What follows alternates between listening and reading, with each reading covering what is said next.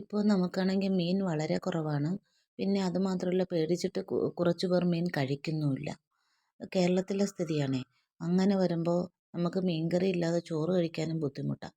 എന്നാൽ മീൻകറിയുടെ ടേസ്റ്റിൽ തന്നെ നമുക്ക് മീനില്ലാതെ നമുക്ക് അടിപൊളി കത്തിരിക്ക ഉണ്ട് കറി വെച്ചാലോ നല്ല സൂപ്പർ ടേസ്റ്റിൽ നമ്മൾ തയ്യാറാക്കാം. ഇത് കത്തിരിക്ക 2 കത്തിരിക്കയാണ്. നമ്മളിവിടെ കത്തിരിക്കയെന്നും വഴുതനയെന്നും പറയാറുണ്ട്. ഞാനങ്ങനെയാണ് പറയുന്നത്. ഞാൻ ഇതിനെ വലിയ പീസായിട്ട് കട്ട് ചെയ്തെടുത്തു. കുറച്ച് വലുതാക്കി തന്നെ കട്ട് ചെയ്യണം ഇത്. കാരണം മീൻ കറിയുടെ സ്റ്റൈലിലാണ് നമ്മളിത് വേവിക്കുന്നത്. അതുകൊണ്ടാണ്. പിന്നെ അതിലേക്ക് 2 അല്ലെങ്കിൽ 3 സവാള ഇതുപോലെ അതും കുറച്ച് വലിയ പീസാക്കി കട്ട് ചെയ്തെടുക്കുക. എന്നിട്ട് നമുക്ക് ഒരു ചീനച്ചട്ടി വെച്ച് ചൂടാകുമ്പോൾ കുറച്ച് വെളിച്ചെണ്ണ ഒഴിച്ചിട്ട് ആദ്യം നമുക്ക് ആ സവാള ഒരു 2 മിനിറ്റ് ഒന്ന് വാട്ടാം, ഒന്ന് വഴറ്റണം. നന്നായിട്ട് വഴറ്റേണ്ട ഒരു 2 മിനിറ്റ് എണ്ണയിലൊന്ന് ഇളക്കിയതിന് ശേഷം നമുക്കിതിലേക്ക് ആ കളറൊന്ന് കണ്ടില്ലേ ചേഞ്ചായി വരുന്ന ഈ പരുവാവും. പുറം കളറൊന്ന് ചേഞ്ചായി വരുന്ന പരുവാകുമ്പോൾ നമ്മൾ അരിഞ്ഞു വച്ചിരിക്കുന്ന കത്തിരിക്കയും കൂടെ ഇതിൽ തട്ടി കൊടുക്കാം. ആ കത്തിരിക്കയും കൂടെ ചേർത്ത് നന്നായിട്ടൊന്ന് ഇളക്കുക. ഒരു 2 മിനിറ്റ് അത് നന്നായിട്ടൊന്ന് ഇളക്കിയെടുത്തതിന് ശേഷം നമുക്ക് ഈ കത്തിരിക്കയും ഈ സവാളയൊക്കെ എണ്ണയിൽ വാട്ടിയെടുത്ത് ചെയ്യുമ്പോൾ അതിനൊരു പ്രത്യേക ടേസ്റ്റാണ് കേട്ടോ. ഇത് നന്നായിട്ടൊന്ന് വഴന്ന് വാടി വരാൻ ഒരല്പം മഞ്ഞൾപ്പൊടിയും കൂടെ ചേർത്തിട്ട് നമുക്കൊന്ന് ഇളക്കി കൊടുത്ത് ഇതിനെ ഒന്ന് അടച്ചു വയ്ക്കാം. അടച്ചു വയ്ക്കുമ്പോൾ ലോ ഫ്ലെയിമിലിരുന്ന് അത് വാടും. പിന്നെ അതിനോടൊപ്പം നമുക്ക് വാടാൻ എളുപ്പത്തിനാണ് ഒരല്പം ഉപ്പും കൂടെ ചേർക്കുന്നത്. അതും കൂടെ ചേർത്ത് നന്നായിട്ട് തന്നെ നമുക്ക് ഇളക്കി കൊടുത്ത് അതിനെ ഒന്ന് വാട്ടിയെടുക്കാം. എപ്പോഴും നമ്മൾ ഈ കത്തിരിക്ക വഴുതനങ്ങ ആയാലും കറി ഉണ്ടാക്കുമ്പോൾ ഇതുപോലെ എണ്ണയിൽ വഴറ്റിയെടുത്തിട്ട് തന്നെ ചെയ്താൽ അതിൻ്റെ ടേസ്റ്റ് ഒന്ന് വേറെ തന്നെയാണ് കേട്ടോ. നമ്മളല്ലാതെ ഗ്രേവിയിലോടൊപ്പം ഇട്ട് കലക്കി ചെയ്യുന്നതിന് വേറെ ടേസ്റ്റാണ്. എപ്പോഴും ചെയ്താലും ഇങ്ങനെ തന്നെ ചെയ്യാൻ ശ്രമിക്കണേ, അതാണ് ഏറ്റവും ടേസ്റ്റി ആയത്. അത് ഒരു 1-2 മിനിറ്റ് നമുക്കൊന്ന് അടച്ചു വെച്ച് കൊടുക്കാം. അപ്പോഴത്തേക്കും അതൊന്ന് നന്നായിട്ട് വെന്ത് സോഫ്റ്റായി വരും. ആ സമയത്ത് ഇതാണ്ട് അളവും കുറഞ്ഞ് കത്തിരിക്കയൊക്കെ നന്നായിട്ട് വാടി അത് മഞ്ഞളും ഉപ്പുമൊക്കെ പിടിച്ചിരിക്കുകയാണ്. നന്നായിട്ട് വാടി വന്നിട്ടുണ്ട്. ഇനി ഈ സമയത്തേക്ക് നമുക്കിതിലേക്ക് 2 തക്കാളി അരിഞ്ഞതുകൂടെ ചേർക്കാം. ഞാൻ ചെറിയ 2 തക്കാളിയാണ് ചേർത്തത്. അതും ഞാൻ കുറച്ച് വലിയ കഷ്ണങ്ങൾ തന്നെയാണ്, ഉണ്ട കഷ്ണങ്ങളാക്കി തന്നെയാണ് അരിഞ്ഞത്.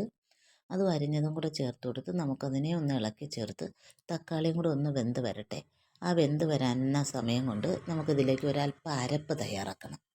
അരപ്പിലേക്കായിട്ട് ഒരു മിക്സിയുടെ ജാർ എടുത്തിട്ട് കുറച്ച് തേങ്ങ ഇട്ട് കൊടുക്കുക.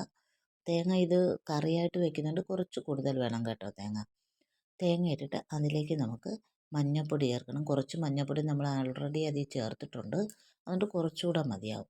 മഞ്ഞൾപ്പൊടിയും ചേർത്ത് എരിവിന് ആവശ്യമായ മുളക് പൊടിയും ചേർത്ത് മല്ലിപ്പൊടിയും കൂടെ ചേർക്കുക. എന്നിട്ട് അതിലേക്ക് ഒരു കുഞ്ഞ് നെല്ലിക്ക വലിപ്പത്തിൽ പുളിയും കൂടെ ചേർക്കണം കേട്ടോ. പുളി വളരെ കുറച്ച് മതി, കാരണം തക്കാളിയുടെ പുളിയുണ്ട്. പിന്നെ ഒന്നുമല്ല, ഇത് വേവിക്കുന്ന കത്തിരിക്കയാണ്. പിന്നെ ഒരു 4-5 ചെറിയ ഉള്ളിയും കൂടെ അതിലേക്ക് ഇട്ടിട്ട് നമുക്കിതിനെ നന്നായിട്ടൊന്ന് അരച്ചെടുക്കണം കേട്ടോ. കുറച്ച് വെള്ളം ഒഴിച്ച് അരച്ചാൽ മതിയാവും. അത് നന്നായിട്ട് തന്നെ അരഞ്ഞ് കിട്ടണം.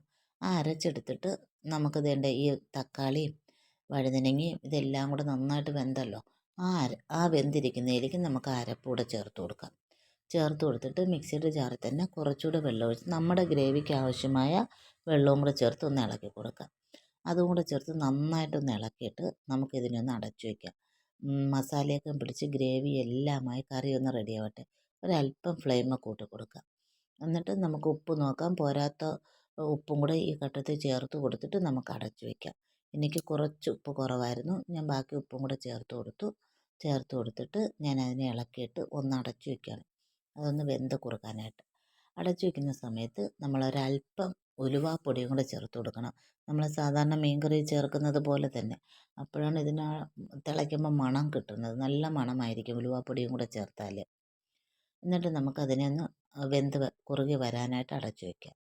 അത് വേവുന്ന സമയത്തേക്ക് നമുക്കിതിലേക്ക് അല്പം കടുക് താളിച്ചൊഴിക്കണം. അതിലേക്ക് നമ്മൾ സാധാരണ പോലെ തന്നെ വെളിച്ചെണ്ണ ഒഴിച്ചിട്ട് കടുക് പൊട്ടി കഴിയുമ്പോൾ ചെറിയ ഉള്ളി അരിഞ്ഞതും വറ്റൽമുളകും കറിവേപ്പിലയും കൂടെ മൂപ്പിച്ചെടുക്കണം. അത് മൂപ്പിച്ചതെടുത്ത് നമ്മുടെ ഈ കറിയിലേക്ക് ഒഴിച്ച് നന്നായിട്ടൊന്ന് ഇളക്കിയെടുക്കുമ്പോൾ നമ്മളെ സൂപ്പർ ടേസ്റ്റുള്ള കത്തിരിക്ക കറി റെഡിയായി.